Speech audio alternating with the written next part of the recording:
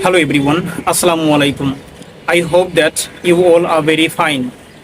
Dear learners, আজকের লেসনে WH what why দিয়ে কিছু ভিন্ন ধরনের সেন্টেন্স তৈরি করা শিখব।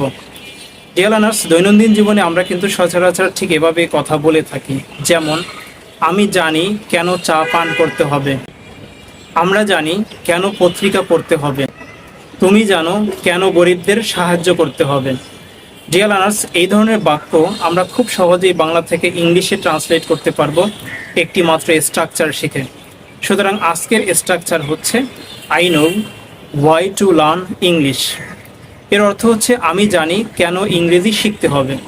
ডিয়ার লার্নার্স, এই স্ট্রাকচারের শুরুতে আমরা সাবজেক্ট ব্যবহার করেছি, সাবজেক্টের পরে মেইন ভার্ব নিয়েছি নো, এরপরে WH ওয়াট ওয়াই ব্যবহার করেছি, তারপরে প্রিপোজিশন টু ব্যবহার করেছি, তারপর একটি মেইন ভার্ব ব্যবহার করেছি লার্ন, এবং লার্ন এর অর্থের সাথে মিল রেখে আমরা একটি অবজেক্ট ব্যবহার করেছি ইংলিশ।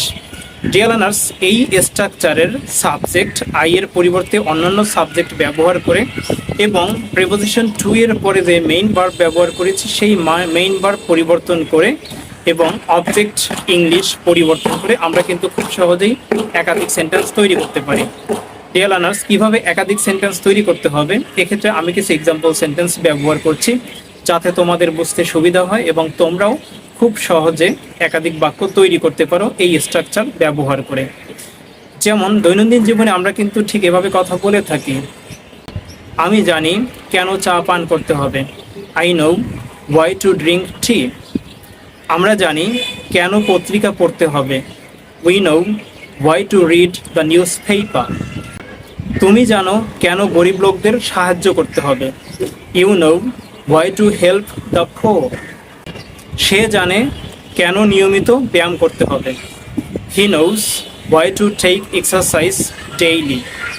সে জানে কেন লোকটাকে হাসপাতালে নিতে হবে, she knows why to take the man to the hospital. তাহারা জানে কেন ইমেইল পাঠাতে হবে, they know why to send email.